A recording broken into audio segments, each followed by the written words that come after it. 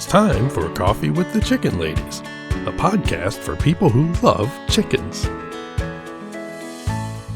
Hey everybody, and welcome. It's Chrisie&Holly from Coffee with the Chicken Ladies. We're here, and this is episode number 255 of our podcast, where we talk about everything chicken, family, fun, and more chickens. More chickens. We drink a ton of coffee. I'm talking a ton. But most importantly, we hug chickens every day. And we kiss them too. Don't forget. We brew coffee from a little coffee roaster in Houston, Texas. Bright and early coffee. Holly Ann, what kind of coffee are we brewing today? Breakfast blend. Yes, we are, because it's it's getting chilly. So if you know, we have the code CWTCL 15 for 15% off a bagged coffee. Where should everybody go to get this? brightandearlycoffee.com. And if you need K-Cups, they're over on Amazon. Follow them on social media. Are you ready to sip some of this delicious coffee and chat? I am. But first, a word from our sponsor. We have some exciting news to share from our sponsor, Grubbly Farms. They're here, new and improved, Grubbly's World Harvest. I'm a longtime subscriber, and my flock love the healthy, nutritious treats, plus orders $40 and more ship free. If you haven't heard, Grubbly's has a fantastic layer pellet and crumble feed. It's packed with plant and insect protein, perfect for those picky chickens and ducks. Grubbly Farms makes food and treats for healthy pets and planet. To support us and Grubbly Farms, use the link grubbly.co/coffee. Try it today. I just said it's a little cooler today. I was so happy. It's in the 60s. Party time. Yeah. It feels absolutely amazing. I was like, the weather has broken.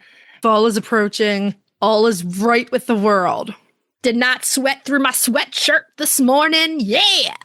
I didn't have a sweatshirt on this morning, but I have long sleeves on. That counts. When you're in your PJs, if you know what I mean, and you got to go do chickens, you wear a sweatshirt over top. Right, but I was not in my PJs to go. Well, that's not true. You know what? Most mornings I run out in my PJs to let the ducks out. Yeah. I mean, probably 9.5 out of 10 times I'm in my PJs for chicken chores in the morning. I could never get away with it because I've got like an hour and a half of work to do each morning. Yeah, I mean, I'm like out there and I just want to be out here in a sweatshirt and comfy. And this morning was the morning. It was great. Did you see that huge moon the other night, the full moon? Yes, it was gorge. I mean, you almost spit out your breakfast blend. I did, because here's the thing. To me, a gorge is either like a really big land feature or to gorge is to stuff oneself. So Sunday night, I was looking on social media and then it said, get outside because it's a really nice moon and you can see Saturn. Mm-hmm. Like, yeah. So Joe and Ella were like, okay, let's go. So we went out there. And before we get out there, we're all like running out. They're like, we're just going to see a dot. But that's legit all we saw because we don't have a telescope, but we just saw a dot. It That's was okay. there. And then we didn't see any rings, but then Joe was full and he was like, I see 6 rings up there. I'm like, no, you don't. No, he doesn't. No. He doesn't have telescopic eyes. Go telescopic eyes. Wait, that would be really creepy. That would be like Inspector Gadget. Go telescopic eyes. Yeah, that would be really weird. I need that. Sometimes I wish I had telescopic eyes when I'm trying to look over at the runs, though. Sometimes I forget I have like old lady eyes and I'm like thinking maybe everybody else does, but right. You know, like you miss a spot shaving or something. You miss a spot shaving and you're like, don't worry, nobody's going to see that. But meanwhile, somebody else has got like young, crisp eyes. They're like, whoa, what did I see? You know, perfectly shaved legs are overrated. Yeah, that's all I can say about that. I'm like, people have really been shaving their legs for like maybe 150 years at that, probably less. I don't know. Whenever I put my glasses on, I'm like, oh, everything I need to re-clean, I need to redo, and the glasses. I just don't look down anymore. Just keep your gaze straight ahead. You don't have to worry about missing a spot when you shave or anything. Dust on the floor, I can't see it. Exactly. You forget that your eyes aren't that great, and then you don't have the glasses. You're like, everything looks wonderful. Then you put the glasses on, you're like, what the heck is going on? What's the moral of this story? Always wear your glasses. No, I was going to say don't look down. Don't look down. If you have your glasses on, woo, the world's a different place. Sure is. So, and on that note, if you're listening to our show and you're loving it, head on over to Apple Podcasts and leave us a written review. We want to thank the listener who left us a wonderful review this week. We just read it together and we loved it. Thank you. Thank you so much. You made our day. we hope we get to meet you sometime soon, too. Just keep an eye out for maybe some personal appearances we'll be doing in 2026. Yes, there will be some. So, if you're there, hit that subscribe button because you never want to miss this fun, and they count them. If you're looking for other ways to help support the show, you can tell a few chicken, goose, or duck-loving friends about us. You can share your favorite episodes on social media. You can become a patron of the show, patreon.com/coffeewiththechickenladies. Thank you and welcome to our newest patrons, and a gigantic thank you to all of you who have been with us for a while. And the other thing you can do to support the show is visit our website and our show notes, use our affiliate links and discount codes, and buy products from our sponsors. Yay! You know what I love when it's 95 degrees outside? Being inside. Well, that too, but I really love cleaning my igloo chicken coop. Yeah, it is so easy to clean. You don't have to break a sweat. And you can use a water hose or pressure washer, so it doubles as a cool down. I also love those run covers. Oh man, the shade is superb. I go into the run to cool off. Yep, my flock's covered during the heat of the day, just chilling. Meanwhile, we're melting on the patio. Seriously, can we get in on this amazing coop design for ourselves? They're out there living the dream. So when it's pushing 100 degrees, the right setup matters. That's why we choose an igloo. Get your girls their own just in time for summer. Search Omelette. That's OMLET. Hey, Chris. Yeah. Do you like monthly subscriptions? Does it have anything to do with chickens? Of course. Then yeah. Let us take a minute to tell you about Chicken Love. You get a monthly Chicken Lady tea, treats for your flock, and a keeper care card. And did you know with every multi-month subscription, you get a free Chicken Love logo t-shirt? Really? Yeah. It's $36 a month with free shipping. What are you waiting for? Get off the nest and click already. That's chickenlove.com. That's chickenluv.com. Get your subscription today. The Breed Spotlight is brought to you by Murray McMurray Hatchery, defining quality for generations. For over a century, Murray McMurray Hatchery has remained a trusted family-owned business, working tirelessly to ensure our poultry meet the highest standards. Whether you are an experienced enthusiast or just embarking on the journey, look to McMurray Hatchery for guaranteed quality, rare and heritage breeds, low minimums, and all the supplies you need to raise your flock. Request a free catalog today.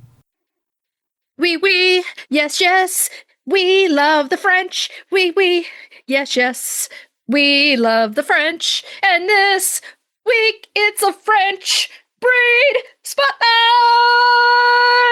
Yeah. Boom, boom, boom. Shake a little, shake it. And let's do it. Time for the breed spotlight, yeah. What the heck? Yeah. This week's breed spotlight is The Crevecoeur. The Crevecoeur, yeah. Now, the Crevecoeur is funny because neither one of us have really had them on their list of birds to get, though I do find myself more interested in them lately. Yeah, they remind me of the Houdin, but the Houdins are also French. So that's maybe why Houdins and I believe, aren't they all the same kind of like genetic party? they're all the same family, but I think the Houdins were derived partially from so I think the Crevecoeur is a foundation breed for the Houdin. And remember when we went to the Ohio Nationals, they had the Crevecoeur in different colors. Yes, they did. Cool, and we're gonna talk a little bit about that. Maybe tell you someplace you can get yourself some non-black Crevecoeurs. I, of course, want the black Creves.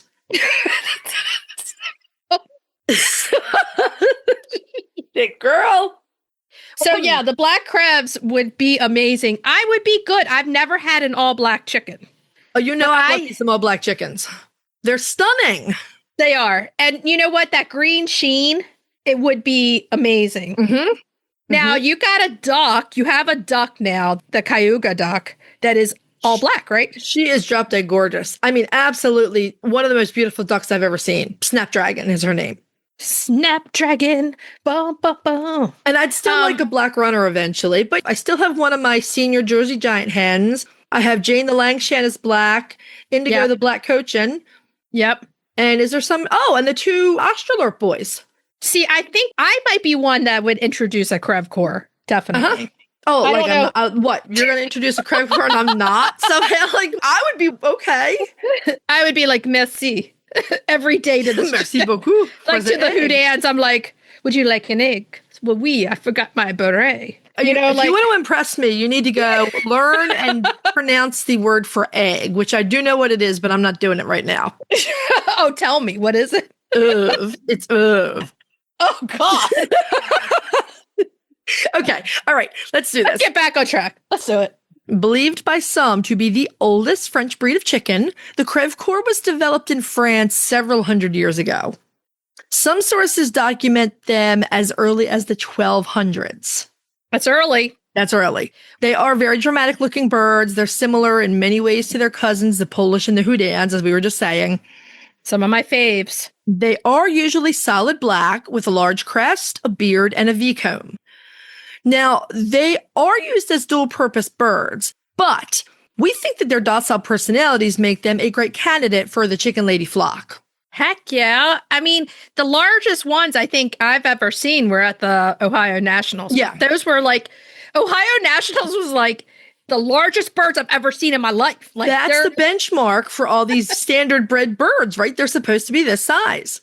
Now, the Crevecoeur was included in the first printing of the American Poultry Association Standard of Perfection in 1874.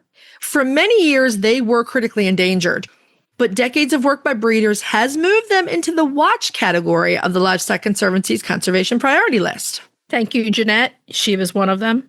But we're talking about Jeanette Behringer from the Livestock Conservancy.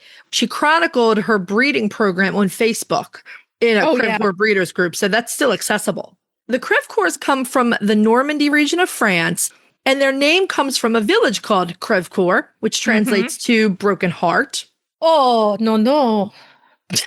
Have a baguette, you'll feel better. I will. I love it. I want a croissant.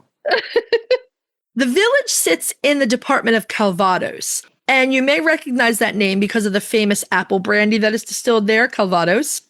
Some of the poultry historians will suggest that Crevecoeurs were developed in the 1800s, but locals will tell you that the Crevecoeur chickens have been around for centuries. We get this with a lot of the breeds that came from wherever into the UK and the US, and then they were quote unquote improved for size or whatever. We talked about that all the time. So this breed was not developed in the 1800s. It probably has been around for at least 1,000 years.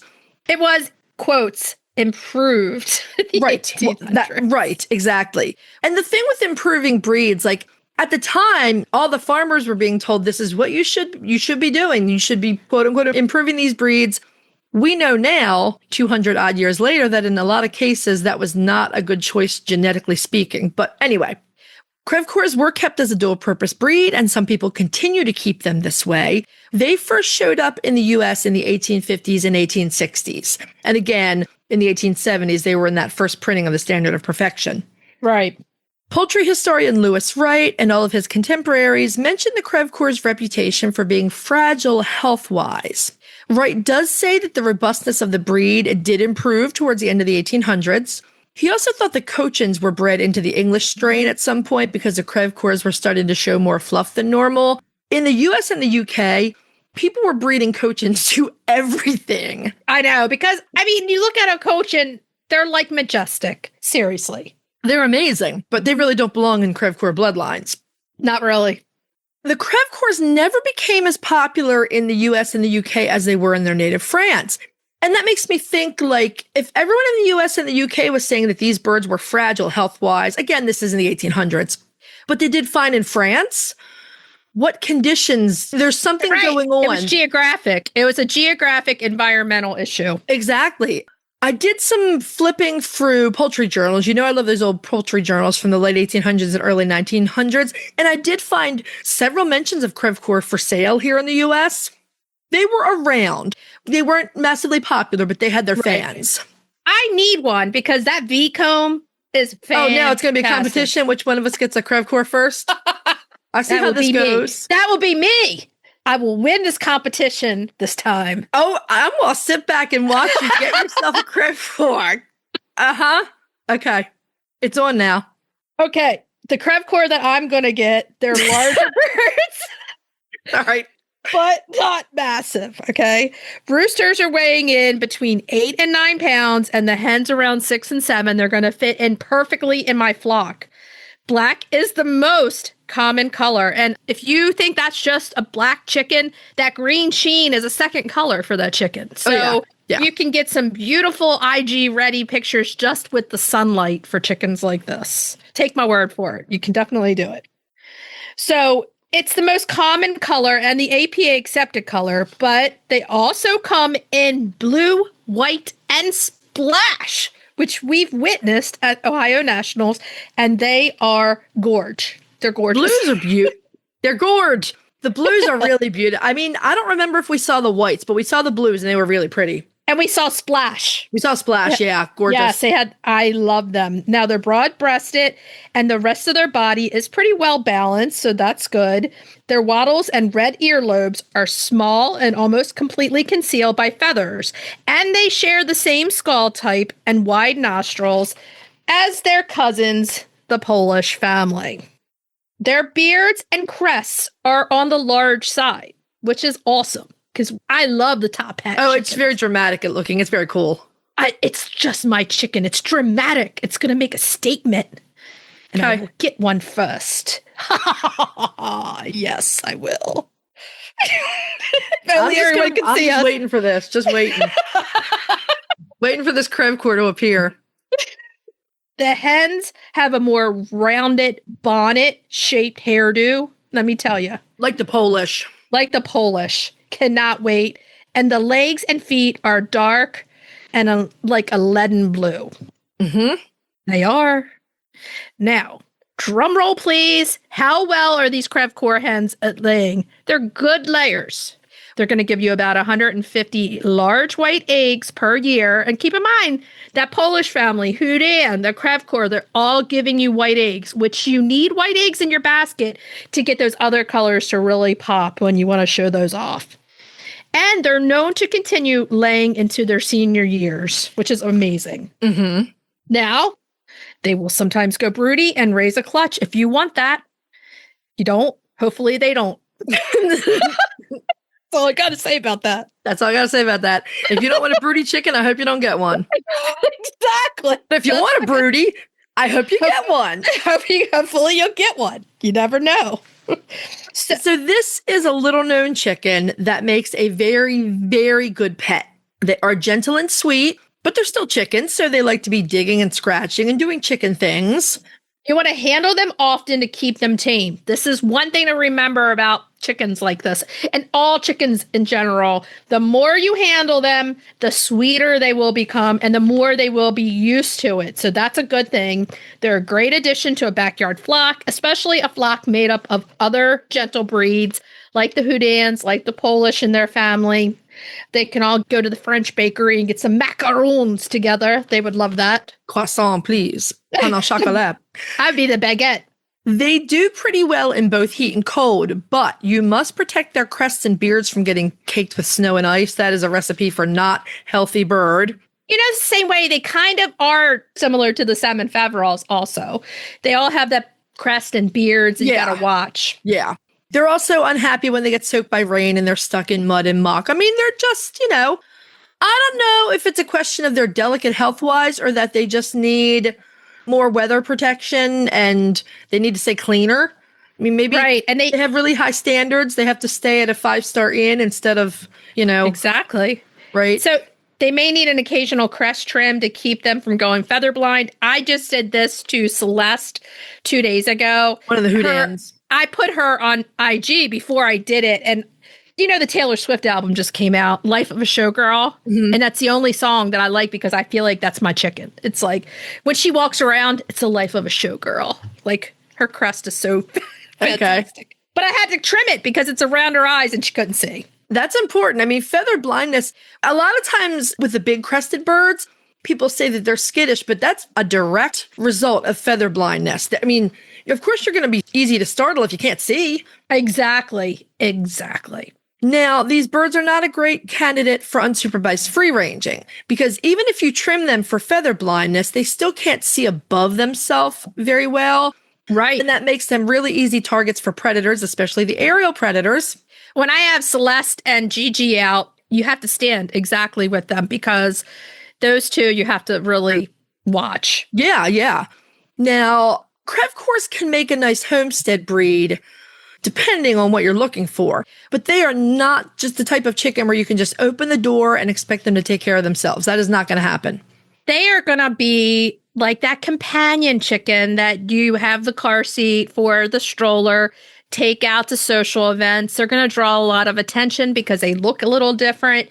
And the more you handle them, the more they're going to love it. So they're really a great companion bird that's going to lay you a lot of good eggs. If you're looking for a rough and tumble chicken, go get yourself some Dominiques, some Barred Rocks, some Rhode Island Reds. But if you want fancy chickens, you like the history, you want a bird that you don't need like a super layer, Crevecoeur is a really nice option for that. They're really, really good pet chickens.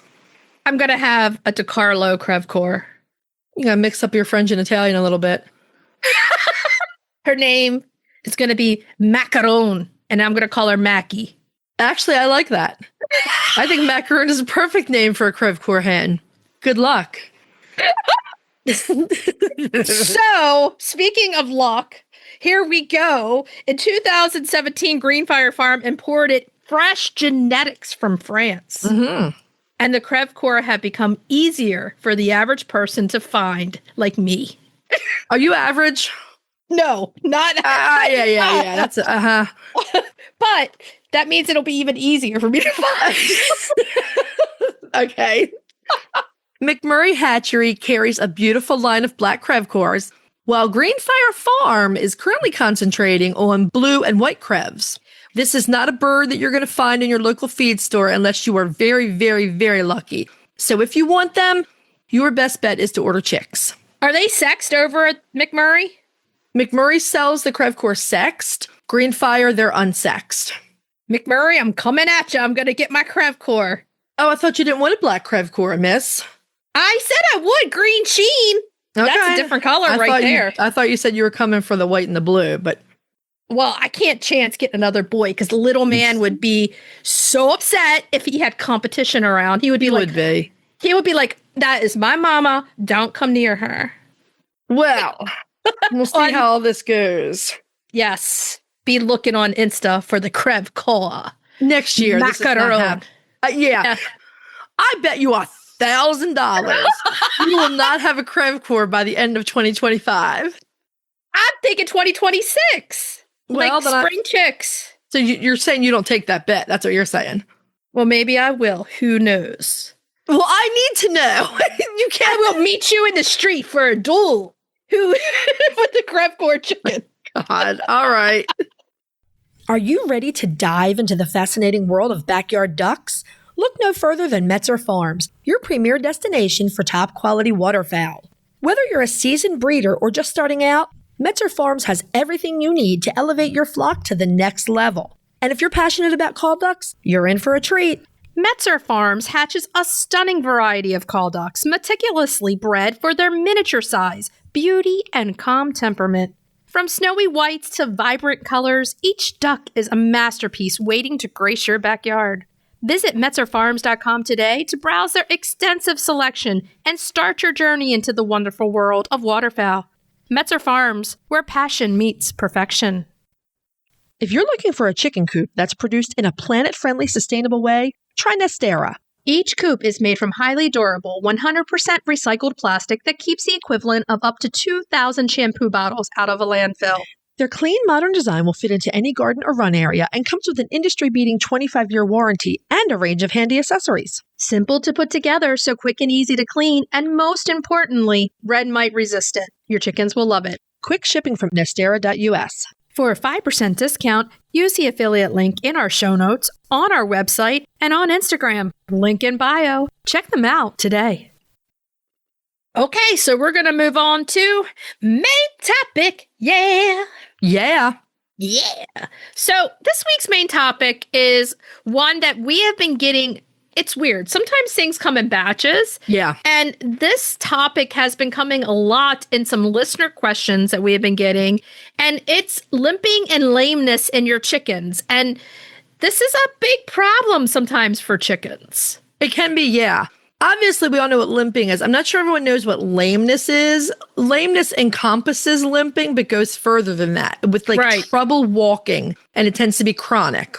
Right, exactly. So we wanted to just talk about it on here for a main topic because it will help anybody who's out there who is like, yeah, why is my chicken limping?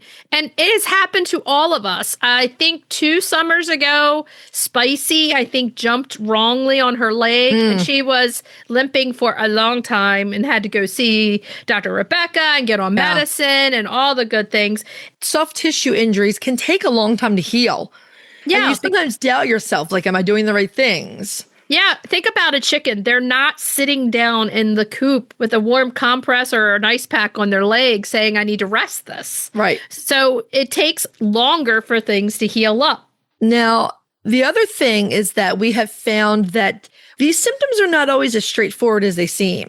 Sometimes what you think is a limping problem is something else, more systemic. Yeah. So sometimes it is just like bumblefoot or a sprain, but sometimes it can be something more serious. It can be a symptom of something else that's going on and not just the limp of the leg. You've had an experience with it, and I've had experience with it. Oh, yeah. So the first thing we do, if we have a bird who's limping or chronically lame, we will give them a 10-point health exam. Paid special attention to the legs, the feet, and the abdomen. It's good practice to make notes of anything unusual or odd that you find. And if you see bumblefoot, obviously, you're just going to treat that accordingly. I think we just did that one, so listen back. Listen to last week's. So if your bird is in a lot of pain, they can't walk at all, you need to call the doctor. And it's hard, I know, sometimes to be like, I don't want to do this, but you really do.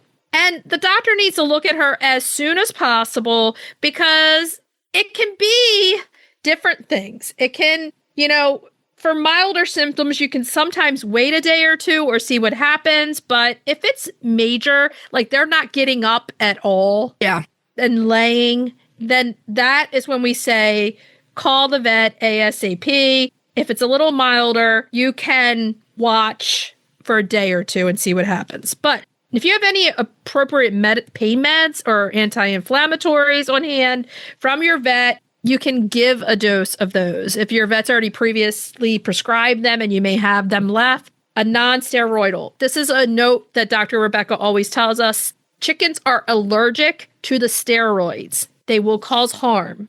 You cannot give a chicken steroids of any kind. So all the anti-inflammatories have to be non-steroidal. And that's why we said something your vet's prescribed already, because you know it's safe. If you have an extra dose on hand, sometimes if your bird's feeling better before you end the dose, I always like saving at least 1 dose so that you can get through until you can get in to the vet. Definitely.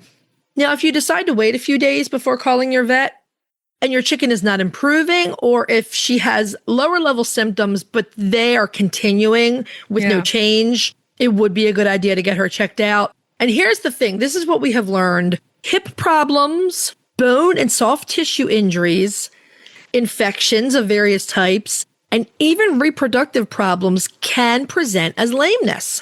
And even something as catastrophic as an organ failure can present as lameness or limping. And even cancer, like big things can present as lameness. That they're weakening your bird to the point where they can't walk.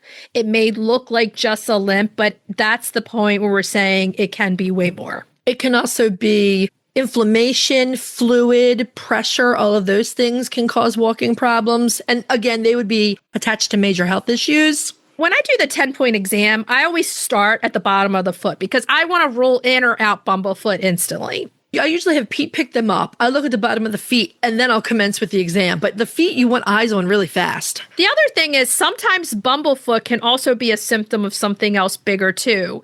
If they're laying around a lot or they're putting a lot of pressure more on one foot than the other, it can cause an infection in that foot. So like Holly said, you look for swelling, you look for inflammation in the foot. Look at the bottom to see if there's that black spot under there, that scab. But then from there, then you start to move up. And then you can see, is there abdominal swelling? Is the leg itself swollen? Is it pointing the right way? All these things play a role. I have had a bird dislocate her hip. Yes, you have. And I've also had reproductive cancer. Both of those cause lameness. And start it with a limp. Oh, and actually, you know what else? The zinc poisoning. Yes. All those things that you've dealt with started with lameness and limping. Yeah.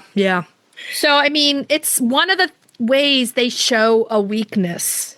They show a weakness via not being able to get around as normally. Now, I've had a chicken who was dealing with something along the way. We were medicating her. And then I thought she was limping, and then she passed away overnight in my chicken hospital. Those sometimes are just a sign of weakness.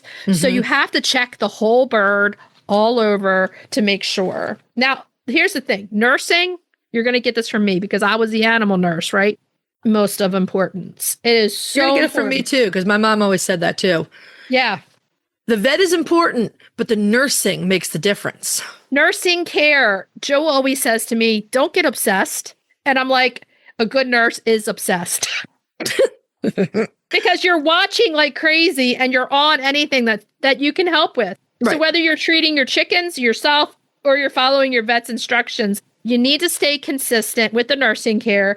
It makes a difference. And that you want them to heal, and you want to be that nurse that's like, oh, okay, let's make them more comfortable. Let's do this, or let's see what else we need. In my opinion, nursing care can give an animal a fighting chance. So if you have a bird that your vet thinks or you think has a good chance of recovery, but let's say they're in pain, they're not eating enough, if you can get supplemental food into them, that helps them have the resources available to heal and keeps their body going. I mean, you have to treat your birds holistically. Exactly. I can't tell you how many times I would be working in the hospital and we were assigned patients, and the nursing care, as a nurse of that patient, I would report what was going on with them. They're not doing this, they're not doing that. And that curves the level of treatment and where it's going so that the doctor can make the right decisions. So being a nurse is really, really, really important. So let's just mention a few of the most common things when it comes to limping and lameness. So we know bumblefoot is a huge one. Huge. Strains and sprains. Soft tissue injury from jumping off roost. Yeah. Jumping off roosts. Jumping off the ladders. Landing the wrong way or stepping the wrong way. When you think about it, they're constantly jumping up and down or getting into like a little fight with somebody in the run.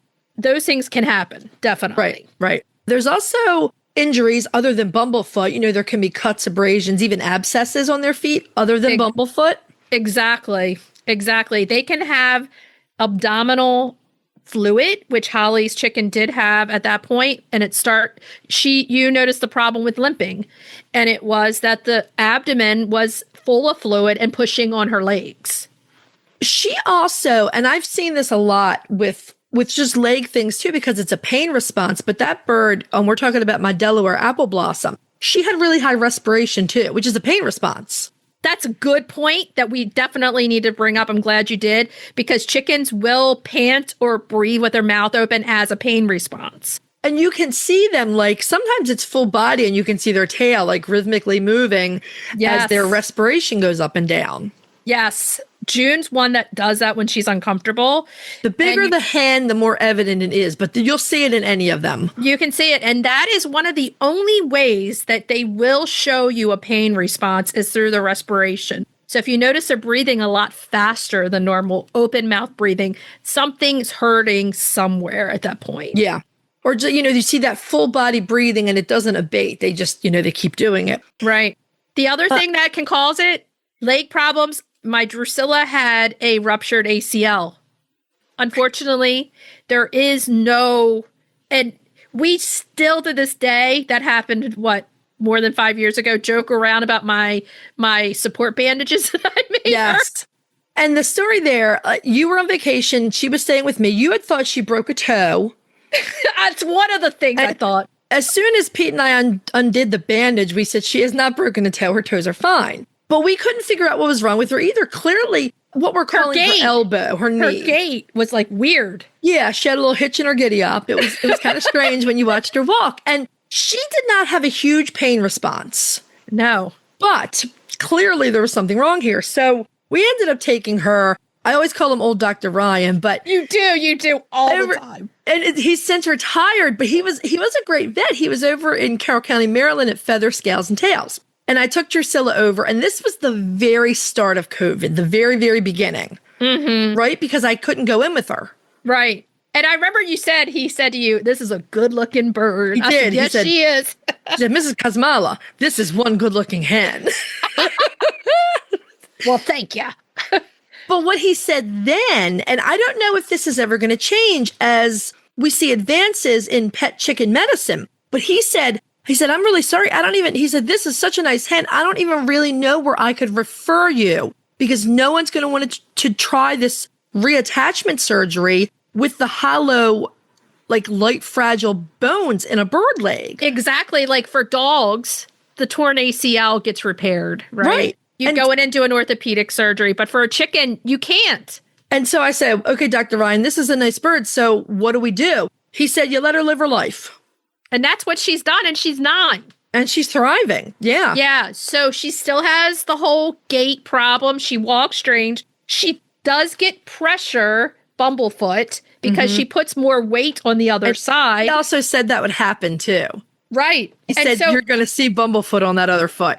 Right. And she's gone a long time with the bandage, without the bandage, with the bandage. We just treat accordingly. So that's another problem that you can see with lameness. It can be a ruptured ligament. I remember you telling me last year that you treated her for arthritis here and there. She was starting to get some arthritis, or am I making that up? Yeah, she gets Rimadyl like a lot in the wintertime because when it's cold the most, it's like us. She's like, oh, I can tell. It's a little... The old lady joints. Yeah, so she's without a bandage right now. I always give a big cheer when she is without a bandage and loving life. She's in the middle of a big molt. So, but she still walks weird, but she's happy eating, doing all the chicken things. Right. So that's another thing that can happen. And obviously, if this is an abdominal problem or a break, there could be fractures that you can't see with the naked eye. I mean, again, this is where having a vet that can do x-rays for you, can do internal exams, all those things to try to figure out what's going on. And a good stabilizing Bobby Jones on there to help that heal. Ain't nobody putting a Bobby Jones bandage on their chicken's leg except you. I love the Bobby Jones. I know you do. I know. It's the best bandage. Okay, so let's go into prevention. Look around in their environment because a lot of this can be prevented with some forethought.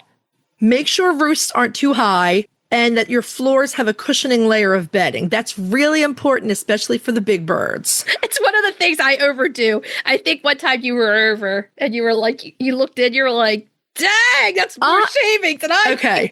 I thought my coops were very well padded. Yours are like... You do it all very extra, don't you? I am kind of extra in every way. I was like, well, if they're jumping down, it's almost like you want to jump in like a big pile of leaves with the, it's like. Jump into a pillow. Yeah, exactly. Because I want to make sure nobody gets hurt. But you do want, at least 2 or 3 good inches to minimize the impact on their legs as they jump down. Exactly. You want to make sure there aren't rusty bits of wire, other sharp things, abrasive surfaces that can injure your birds also. Just make sure that your run, doesn't have anything sticking out that they can catch on, all those different things. And also, their ground doesn't have to be perfectly even, but make sure there aren't like big ruts and holes they can fall in because like you were talking about birds fighting, also being chased. Oh, yeah. So being chased is a big one where I've seen a bird like go in a hole and twist their leg or something. Heck, I've done that myself. I get in there and I'm like, who dug this hole today, man? I just fell in it. Right. Just fell in it. And one more thing, make sure you don't have really big roosters trying to get busy with little hens. because they can actually get hurt that way pretty badly. Yeah, and that can also cause some problems. That can cause that hip problem. Injuries of love. The love injuries. Yeah, just avoid the love injuries if you can. Get him some hens more his side. Get the little girls away from him. Yes, definitely. Little man's like, I don't do love injuries, okay? Little man's girls are, Big. his size are bigger. Yeah. Big. He likes an armful of lady. Okay, so are we ready to move on to Cracking the eggs. cracking those eggs? Now, what are we doing today? Oh my God, it's so good. Pumpkin Pasta Carbonara. Oh, yeah. So, Sounds hard, but it's easy. It's not hard at all. And it's I said it sounds hard, but it's easy. Yeah, it is. Obviously, we're still in pumpkin month, and we thought it would be fun to do, a savory. So I found this one, and I was afraid it was going to be a bit time consuming, but it's not. And it's also, here's the best part about it. It's also pretty healthy because the cream is replaced by pumpkin puree. Oh, yeah. Yeah, yeah. You can't go wrong with pumpkin puree in anything. Right? It's really good. Just make sure you don't get if you're getting it from the pumpkin, you're good. But if you're getting the canned stuff, just make sure you don't get the kind that has all the pumpkin pie. Yeah, the pie filling. That would not. I don't know. Actually, maybe it would be good. I don't know. But don't do that. Don't do that for this recipe. Okay, so let's go through the ingredients. We need 3/4 cup of that pumpkin puree, 4 egg yolks. So save your egg whites for something else, meringue or something. I froze the egg whites to make meringue with them later. Yeah. 1/2 cup of grated Parmesan cheese or dairy-free cheese of your choice. 1 teaspoon of soy sauce, 1/2 teaspoon of pepper to taste, 1/4 teaspoon of salt or to taste, 12 ounces of spaghetti, freshly cooked and still hot. Now, this is the optional thing. 4 ounces of diced cooked pancetta or chopped smoked oysters for extra yummy taste. Yeah, I mean... Yummy. Sometimes the pumpkin stuff can be a little bland when it's savory. So, I mean, the soy sauce also does the same thing. If you're not a vegetarian, the pancetta is great. If you're a pescatarian, the smoked oysters are amazing. But as long as you get that soy sauce in there, I think it ups the flavor. Yeah, it does. The soy sauce adds a really good flavor to everything. Yeah. And obviously, I'll fix the recipe before we put it on the website, but soy sauce or gluten-free soy sauce. You're going to grab yourself a medium-sized mixing bowl. You're going to whisk together the pumpkin puree, the egg yolks, the cheese, the salt, pepper, soy sauce, and then blend it until it's completely smooth and well mixed. You want to make sure the yolks are completely mixed in. Set that aside. Using a large skillet, and you really do want a large skillet for this, the biggest you have. Heat your skillet over medium heat, add that freshly cooked pasta to the skillet, and then pour the pumpkin mixture over top. Using 2 serving forks or tongs, you're going to toss the pasta and the sauce together until the spaghetti is completely coated with that cooked sauce. This is where you can mix in the pancetta or the oysters if you want to. Serve the pasta with additional cheese if desired, and that's it. It is really that easy. Delicious. It's so good. Now, try it. You might like it. Let us know what you think. Take pictures. It's fall. Take pictures of all the pumpkin stuff out there. I took pictures. Yeah, Holly Ann took pictures, so you could do it too. Yeah. And then send them to us. Okay, so let's move on to retail therapy. Retail therapy. Yeah. This week's retail therapy, we're talking vintage chicken candle holders. Did you think that we would forget about candle holders? Oh, well, you've been talking about it for weeks. I knew you weren't going to forget about them. There's so many. I don't have a lot of them. I will say, as I was looking around to see if I could locate some, I came upon some gorgeous Fitz and Floyd duck candle holders. Oh, okay. Yeah. That's good. But maybe we'll have to do a duck candle holder one day. Maybe. So you know what I should have said during the recipe? I'm going to say it right now. Is that recipe is also really good with duck and goose eggs. Try it.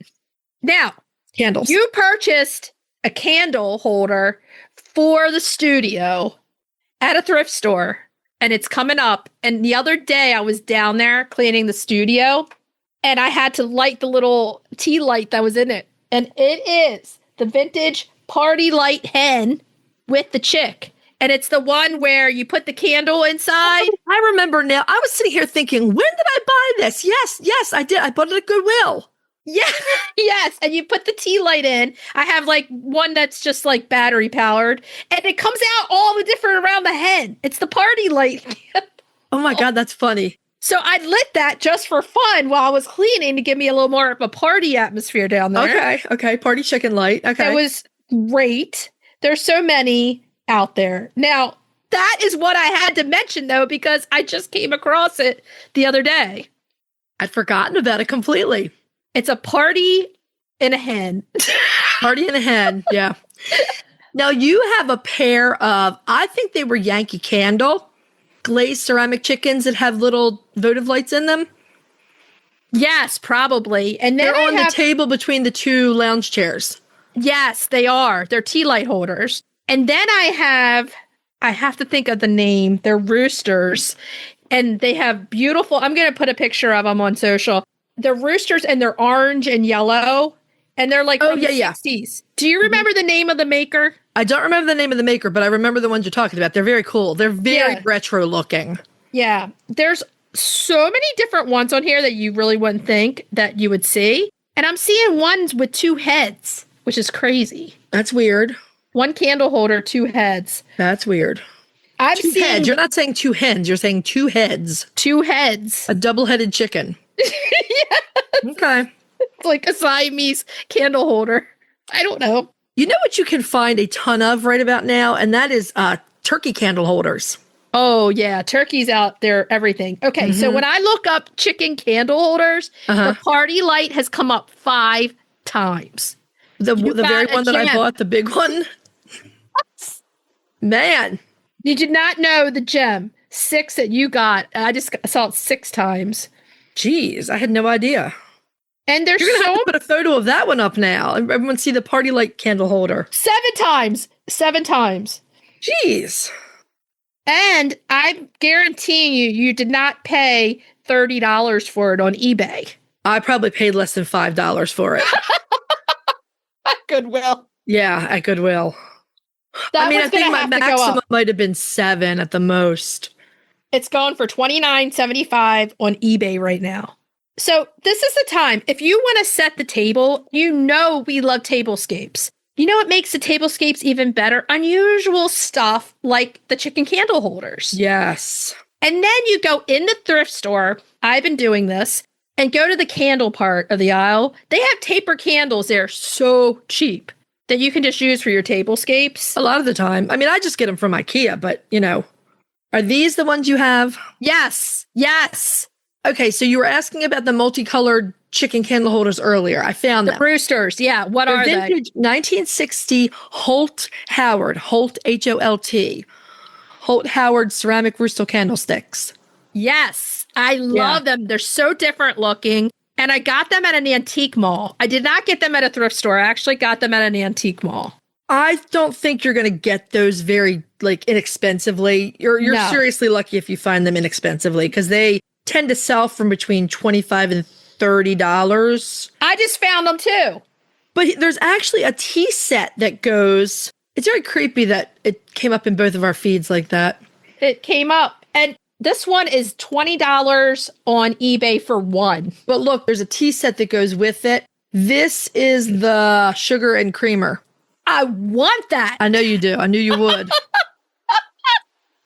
Oh, man. Anyway, yeah. If you find that someplace really cheap, you're super lucky because that's mostly been curated by people who are selling it and they know what it is. I paid $6 for each of them. So $12 for the set. That's a good deal in an antique mall in Pennsylvania. Now, if you don't want to go with vintage, there is one that did come up on Target right now for $12. Oh, yeah? It's a painted ceramic bird taper candle holder, but it's definitely a chicken. It doesn't look like, it looks like a chicken. And it's really cool. But the candle is on the top. The candle holder is on the top of the chicken's head. So it's a cool way. And you know what? Target, what's it called? Target? If you just Target painted ceramic bird taper candle holder. So, I mean, tablescapes are fun in the fall and the winter. They're the best. You have the time, you're stuck inside. Make something art, turn it into art. Take pictures of it. Have a great time. Candlestick holders are a great way to add a lot of interest. Do you think that's a chicken? I thought that's a pheasant. It looked like, yeah, it's the same one. I thought it was a chicken, but I don't know. Well, it is really neat looking though. For $12, it's pretty cheap. I mean, I don't know. Target will surprise you sometimes. They'll get some good chicken stuff in there. You just have to walk in at the right time. Mm-hmm. Oh, okay. So there you go. The chicken candle holder. We're super excited about it because I love candles. So we're good. Now, should we tell everybody what we're going to be talking about next week?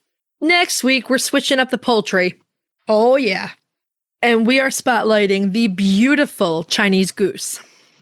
Beautiful. Main topic, we're talking about respiratory problems. Yeehaw. They happen. Good times. Cracking the eggs, we're continuing with our pumpkin month. We're doing pumpkin scones. Oh, yeah. So yummy. Should they be pumpkin scones with mini chocolate chips? Of course. Of course. As Ella says, chocolate chips should be in everything. In everything. And retail therapy, we're staying on theme because we're doing vintage goose collectibles. It's gonna be a fun one. Mm-hmm. You don't want to miss it. So what should we tell everybody to do until next week? Hug your chickens, ducks, and geese. Every day and kiss them too. We'll talk to you next week. Bye-bye. Bye. If you'd like to see more of us, please follow us on Instagram at Coffee with the Chicken Ladies. If you'd like to help us grow the podcast, please leave us a written review on Apple Podcasts.